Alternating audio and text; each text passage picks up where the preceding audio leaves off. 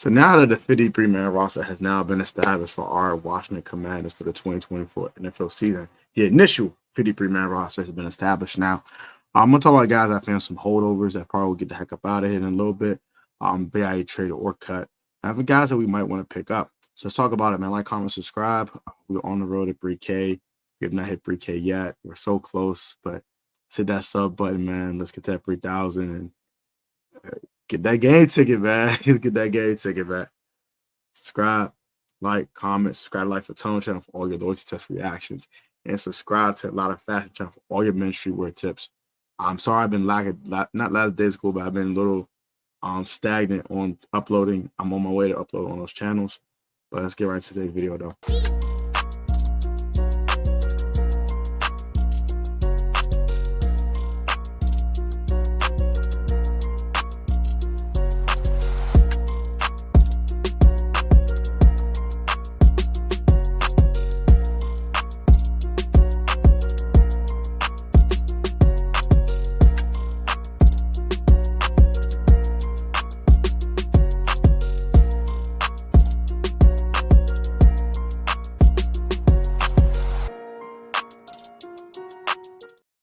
What's up with y'all, man? Welcome back to the PSN Commanders Network. Once again, it's your boy Tone, aka Tech.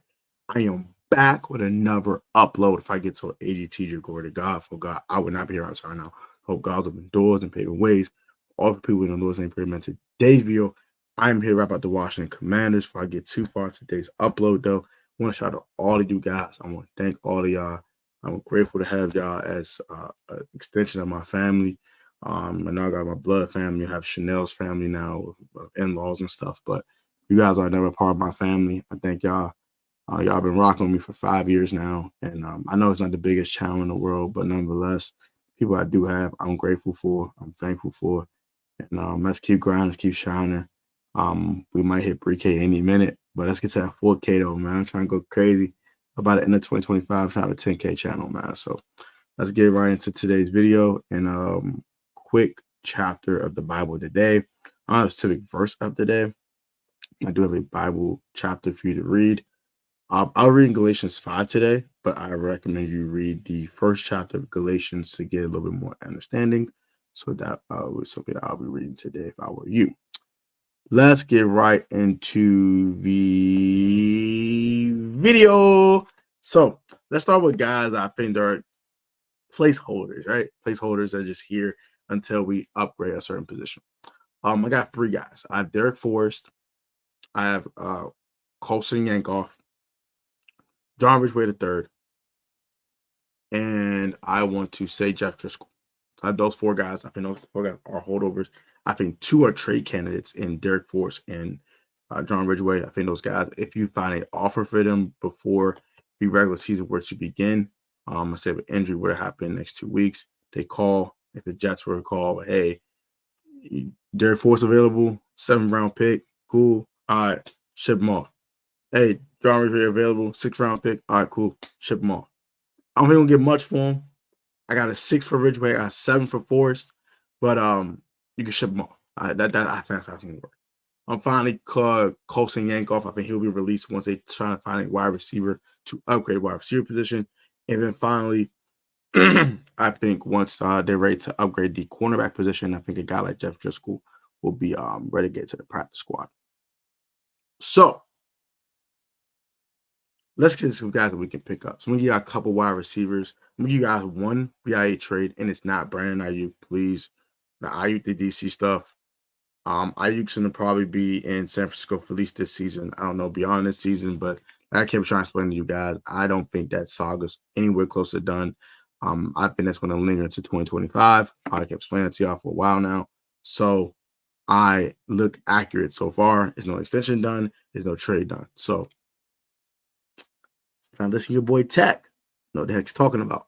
So the one guy I have via trade is John Mechie III. He's a guy that is very interesting. 2nd round pick out of Alabama. Back in 2022. I believe he was in the same draft as Jahan Dotson. So yes, 2022.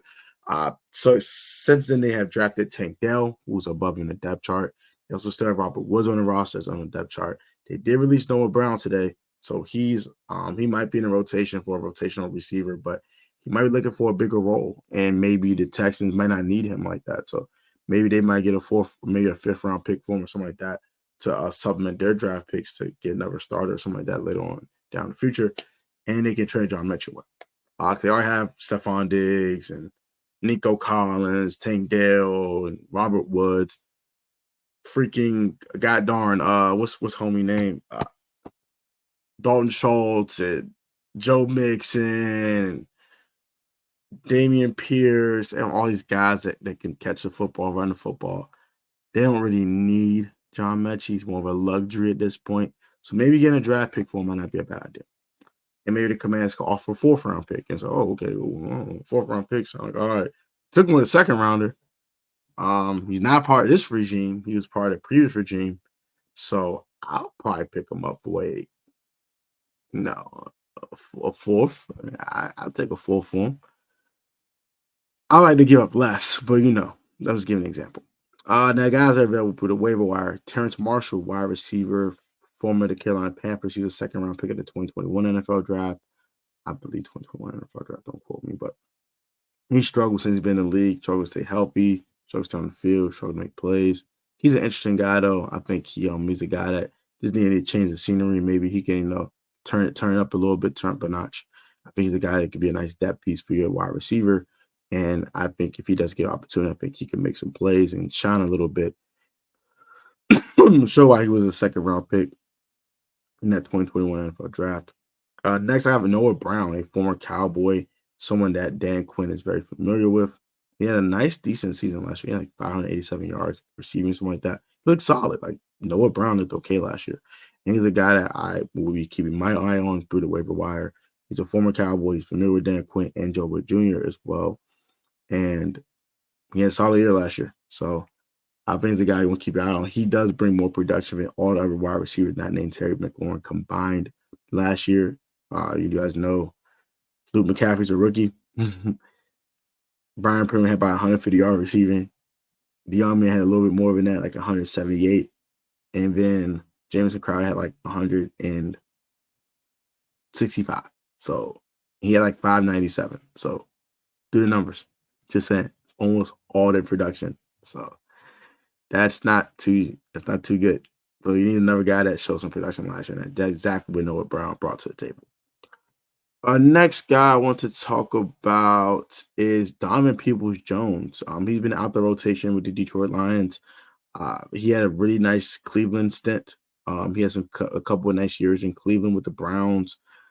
I like Donovan Peoples-Jones. I think like 6'2.5", 6'3", about 210, 215-ish. Really solid wide receiver. I like them out of Michigan. And if it's another guy you want to keep your eye on as well. As for cornerbacks, it was a guy that got waived by the Bucks.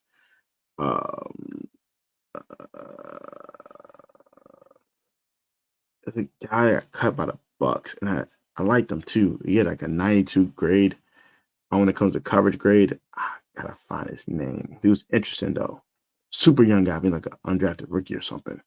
He's a guy I want to keep my eye on. He was very interesting. Tim Patrick, another guy I had on there, but he went to the Lions, so he signed with the Lions, so he's off my list now. But nonetheless, I had the guy. I gotta find the guy because I saw it on X last night, and I saw Josh Taylor posted last night. Trying to find the guy's name. Give me a second. I'll find the guy. This is from Ari Miniroff. The Bucks are expected to release cornerback Keenan Isaac, which is an undrafted free agent. He had a 91.2 PFF coverage grade in the preseason and did record interception per source. Tampa had some tough cuts to make in a deep defensive backfield. Isaac breaking to the numbers game. Keenan Isaac had a 91.2 coverage grade. Now that's interesting. I don't know if he's playing against twos or threes. I don't know, but that's something I'm looking at. I'm like, ooh, interesting. Keenan Isaac is a guy I'll be looking at to pick up. I wouldn't mind to just take a flyer on them and just see what happens. And yeah, I think it's an interesting one. Trey Flowers is another one. He's a veteran, a little older, but he's another solid corner as well. And a couple of edge rushers, I can't think of the edge rushers' names I thought about, but there's a couple of edge rushers I got cut up, kind of could take a look at as well. just because we don't have a lot of depth there. And we don't have another guy next to Dorrance Armstrong that's actually worth for darn. So, gonna be interesting. But those are guys I will pick up, and those are my trade candidates. And what are your thoughts? What do you think what we should do with the 53-man roster? Who should we get rid of, and who should we pick up? Let me know in the comment section down below. Like, comment, subscribe. Guys, have a great one. Be easy, stay healthy. Catch you on next one. Peace, love, and blessings. Catch you on the flip side.